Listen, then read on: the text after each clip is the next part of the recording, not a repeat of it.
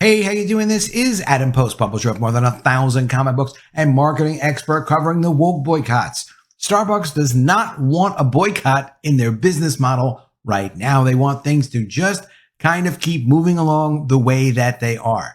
However, the union is claiming that Starbucks has banned pride displays and decorations created by their employees to celebrate Pride Month. So you can't actually, as an employee, go into your Starbucks store and redecorate the store with rainbows or whatever other items you want to celebrate your Pride for Pride Month. Starbucks is claiming, no, that's not true. They're slamming the union for spreading false information that workers in stores across 21 states were ordered to remove their pride flags. This is quite a controversy. Obviously, there's something going on here, but it doesn't seem to be exactly what the union is claiming. Let's get into the story. Before we do, please be sure you are subscribed to the channel. Click the bell for notifications. Give me a thumbs up. I really appreciate you guys. I'm trying to get to 25,000 subscribers, so if you can subscribe, please do subscribe. Thank you for that. Starbucks slams union for spreading false information. Well, let's see what the information is. Maybe it's false, maybe it's not completely false. Starbucks has slammed its union for spreading a false allegation that staff across the U.S. were ordered to remove their LGBT in-store decorations halfway through Pride Month. The Starbucks Workers Union tweeted Tuesday that executives had banned stores from displaying Pride merchandise, accusing the coffee giant of caving to backlash and failing to materially support the LGBT community. It does make you wonder, at what point when you run your business, which it's difficult. Starbucks is a successful business, no question about it. It really is actually difficult to run a business. Starbucks is a retail business. They have corporate stores. They have franchise stores. And when you have franchise stores, that means you're just selling the rights to use the logos, get the merchandise, and be part of the Starbucks brand and open your own business. The corporate stores, they own themselves and they operate those stores. So when you have a franchise store, those people are the actual owners of the business. They're just using Starbucks' name as a license and paying the company actually a lot of money to operate that franchise. So it gets complicated when you have multiple owners and multiple policies and multiple standards. The union, which represents over 41,000 workers across more than 325 stores, added that the move was especially harmful during a time when the LGBT people are under attack. What they mean by under attack is, as we've seen, Bud Light, Target, there have been pushbacks on not allowing the agenda to spread as far as some people would love it to do. But a Target spokesman has hit out at the allegation, telling DailyMail.com that the union's claims were false and the company unwaveringly supports the LGBT community. The back and forth comes amid mounting scrutiny over Pride product releases among major U.S. brands, with Target losing a staggering $15 billion in market capitalization after offering tuck-friendly transgender swimsuits in its female line. They also had their displays at the front of every store so that you couldn't possibly avoid or miss them if you went into a Target store. And they developed a product line of 2,000 different items to celebrate Pride. Most of those items have been pulled. The most controversial ones are long since gone. They've destroyed their Pride displays. They've been trying to recover ever since. This fueled allegations Starbucks attempted to avoid a similar fate by removing its Pride products after just 2 weeks. However, a spokesman for the company denied the policy change was ever instigated. And could you really blame the company for making a policy like this, even if they did it in sort of a roundabout way? They don't want a repeat of what's going on with Target. That has been very damaging to Target's brand. Nobody knows how damaging the Pride Month push was for Target and will be long term. Same with Bud Light. There isn't a complete understanding of how that's going to affect the companies. And companies are under a lot of pressure right now. We're about to go into a recession, if we're not already in a recession. Companies are worried about all types of things with operating their business, much less getting into fights with a large percentage of their customer base. They just don't need that extra worry right now. As much as it would be nice to accommodate every employee that wants to decorate stores and promote their agenda to customers. But if you think about it, the employees really are there to work. It's not a home. It's not a classroom. It's not the kind of situation where well, I made this. Could you please hang it up and paste it on the wall? Like, that is what we get when we go to elementary school, sometimes slightly older than elementary school.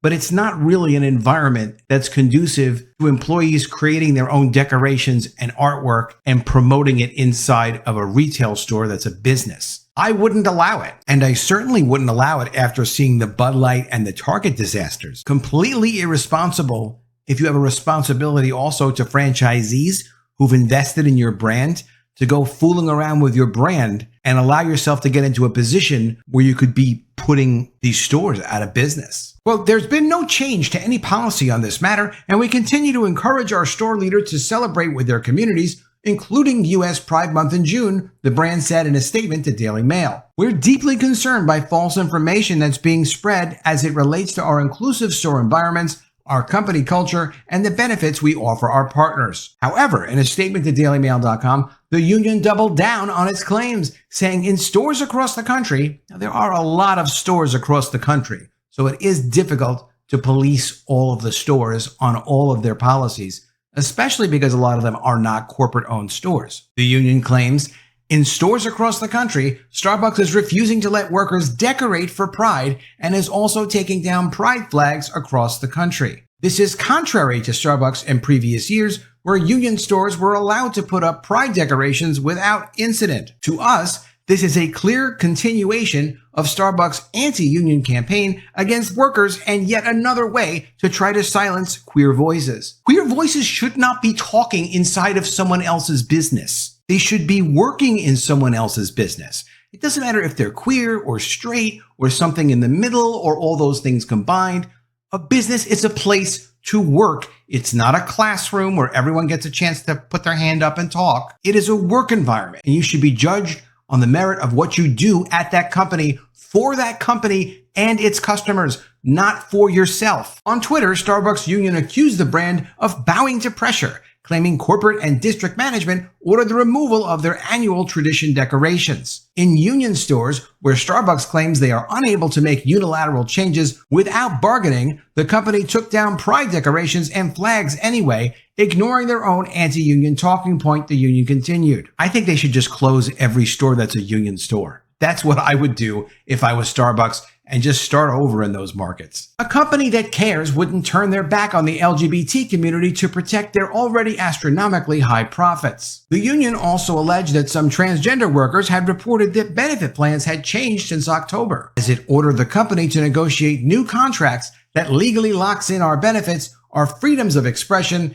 and ways to hold management accountable. The Starbucks Workers Union also have been contacted by Daily Mail for comment. Guardian has an interesting article on this. So this is from The Guardian. Starbucks Pride decorations removed because of new policy, the U.S. workers say. While the company claims there have been no changes in corporate policy and they offer unwavering support for the LGBT community, but they do have a policy against decorations. And that's where they got held accountable at the union stores and the other stores. A Starbucks worker in Virginia at a non-unionized store who started the petition but requested to remain anonymous for fear of retaliation or, accountability, said they came into work in the beginning of June and noticed all of their store's Pride and other decorations had been taken down. The petition is directed at their regional manager. Quote, I was told that they had just implemented a new no decorations policy. And I was like, right before Pride? That's really suspicious and kind of weird.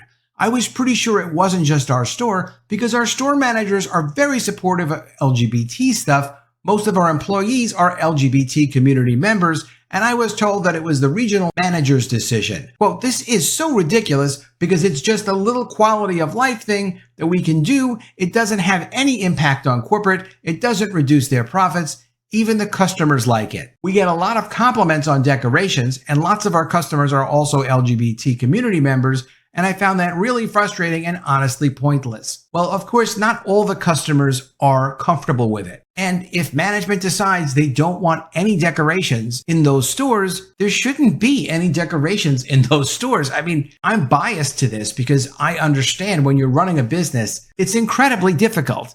All kinds of problems happen. You do not need a source of new complaints.